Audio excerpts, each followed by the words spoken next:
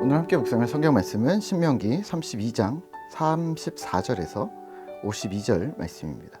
신명기 32장 34절에서 52절 말씀입니다. 오늘은 39절 40절 말씀을 읽겠습니다. 이제는 나 곧 내가 그인 줄 알라. 나 외에는 신이 없도다. 나는 죽이기도 하며 살리기도 하며 상하게도 하며 낫게도 하나니 내 손에서 능히 빼앗을 자가 없도다. 이는 내가 하늘을 향하여 내 손을 들고 말하기를 내가 영원히 살리라 하였노라. 아멘. 오늘 함께 묵상할 주제는 주의 환기입니다. 본문 신명기 32장은 꽤 긴 장인데요. 신명기는 실질적으로 32장, 33장의 모세의 노래와 축복으로 신명기서를 마무리하고 있습니다. 32장의 앞부분과 중반부까지는 하나님께서 이스라엘을 향하여 말씀하시는데요. 하나님의 말씀을 지켜 행하지 않으면, 하나님을 버리고 우상 숭배로 하나님을 떠나면 하나님께서 진노하시겠다고 하십니다. 만약 이스라엘이 지혜가 있으면 자신들의 종말을 인식할 것이고, 혹시 이 진노의 배후에 하나님께서 계셨던 것은 아닐까 하는 합리적인 의심을 할 것이라고 말합니다. 그렇지 않고서는 이렇게 조직적이고 처절하게 패망과 고통을 맛볼 리가 없기 때문입니다. 하나님의 진노를 그 누구도 피할 수 없다는 것을 스스로 인식하기를 기다리시겠다는 말인 거죠. 하지만 오늘 본문을 묵상하시면서 항상 기억하셔야 할 사실은 이 진노가 영원하지는 않다는 것을 기억하셔야 합니다. 하나님의 진노는 형벌의 측면만 있는 것이 아니라 하나님 백성들 스스로 여호와 외에 신이 없음을 깨닫게 하기 위한 목적임을 분명하게 명시합니다. 39절입니다. 이제는 나 곧 내가 그인 줄 알라. 나 외에는 신이 없도다. 나는 죽이기도 하며 살리기도 하며 상하게도 하며 낫게도 하나니 내 손에서 능히 빼앗을 자가 없도다. 아멘. 주 외에는 신이 없음을, 그리고 주 하나님이 바로 그 한 분뿐이심을 기억하라는 말입니다. 그분은 죽이기도 하며 살리기도 하시는 분, 상하게도 하며 낫게도 하시는 분, 유일하신 한 분 하나님이심을 기억하라는 말입니다. 오늘 생각하실 주제는요, 두 가지인데요. 하나는 하나님의 진노는 형벌이 아니다라는 것과, 또 하나는 하나님을 섬김은 우리의 생명이라는 것입니다. 우선 첫째는 하나님의 진노는 형벌은 아닙니다. 예전에 제가 교도소 사역을 하면서 흥미롭게 들은 이야기가 있는데요. 교도소의 이름이 처음에는 감옥이었다가 그 다음에는 형무소로 바뀌었다가 지금은 교도소라는 이름으로 변경되었다고 제가 들었습니다.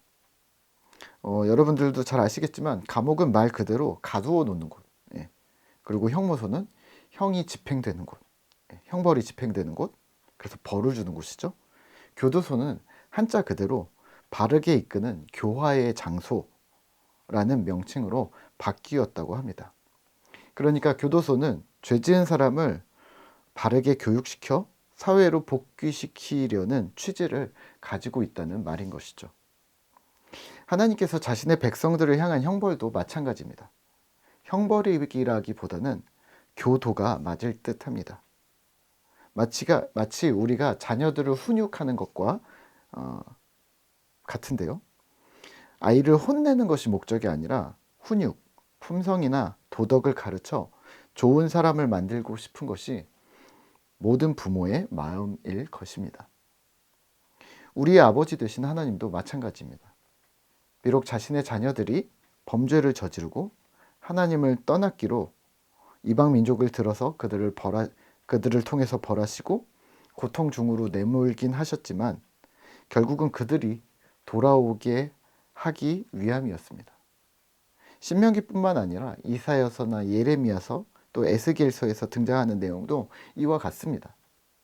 이방 민족을 들어 너희를 치셨으나 너희를 곧 싸매실 것이요, 그 이방 민족들은 그들의 패역함과 동시에 이스라엘을 향한 죄로 가중 처벌받을 것이라고 하나님께서 약속하셨던 거죠. 그래서 오늘 35절에서도 하나님께서 그들에게, 그러니까 적국에게 보복하실 것이라고 말씀하십니다. 그러니까 우리는 하나님의 의도대로 돌아와야 하는 것이죠. 하나님의 진노는 주님께로 다시 돌아오라는 사인입니다. 그러면 이 모든 일의 궁극적인 목표는 무엇일까요? 네, 하나님을 경외하는 것입니다. 주님의 백성들을 끈질기게 사랑하시는 하나님의 은덕을 기억하면서 하나님을 경외하는 백성이 되는 것이 우리의 목표입니다. 46절과 47절입니다. 그들에게 이르되 내가 오늘 너희에게 증언한 모든 말을 너희의 마음에 두고 너희의 자녀에게 명령하여 이 율법의 모든 말씀을 지켜 행하게 하라. 이는 너희에게 헛된 일이 아니라 너희의 생명이니 이 일로 말미암아 너희가 요단을 건너가 차지할 그 땅에서 너희의 날이 장구하리라. 아멘.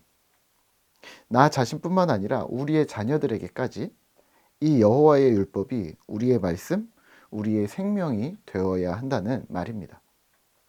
생명과 같다는 말은 무엇일까요? 너희의 살 길, 바른 길, 나아갈 길이라는 말입니다. 이 말씀 없이 무엇을 한다는 것이 무의미하다는 말입니다. 오늘 신명기 말씀 속에서 등장하는 저주와 심판, 진노는 신자된 우리에게 하나님의 끊임없는 대화 시도라고 보시면 어떨까요? 저는 하나님을 거부합니다. 저는 하나님을 떠나겠습니다. 라고 말하는 자신의 백성들을 향해 끈질기게 요청하시는 하나님의 대화였던 것이죠. 그러면 앞으로 우리에게 닥칠 고난과 고통, 슬픔들에 대하여 이런 측면이 있음을 기억하시면 어떨까요? 주의 환기입니다. 어제 예배 후에 남아 계신 분들과 대화 중에 매몰이라는 주제가 나왔습니다. 어떤 조직 내에서 이쪽과 저쪽에 분쟁이 있을 때, 내가 한쪽 편에 속해 있을 때 이성적인 판단이 어렵다는 것을 나중에서야 깨닫게 된다는 얘기를 했는데요. 내가 분쟁에 들어가 있을 때, 분쟁 당사자가 됐을 때 다른 쪽의 입장은 들리지도 않고 사실 내가 속한 팀에서의 이 진실도 잘 판가름하지 못하겠더라는 말을 했습니다. 사실 그게 매몰인데요. 그 문제 속에 갇혀서 다른 것이 보이질 않는 거죠. 그럴 땐 주의 환기가 필요합니다.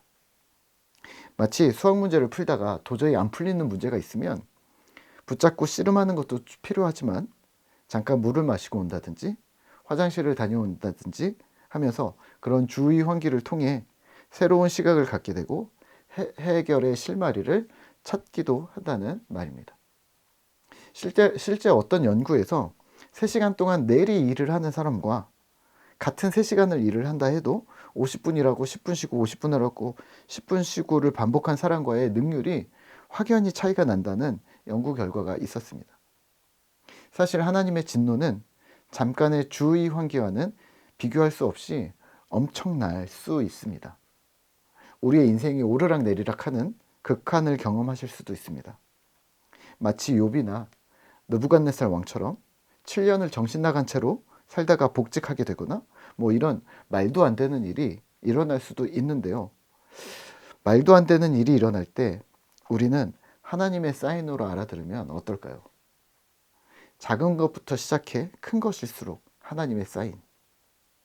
주의 환기라고 말하기에는 너무 거대할 때도 있지만 하나님의 사이즈에 비한다면 사실 작은 것이라고 생각하면서 말입니다.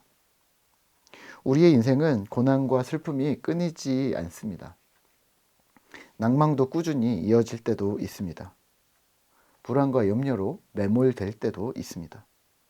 하지만 그때마다 하나님께서 우리의 주의를 환기하시는 것은 아닌가 하고 한 번 더 살펴보시면 어떨까요?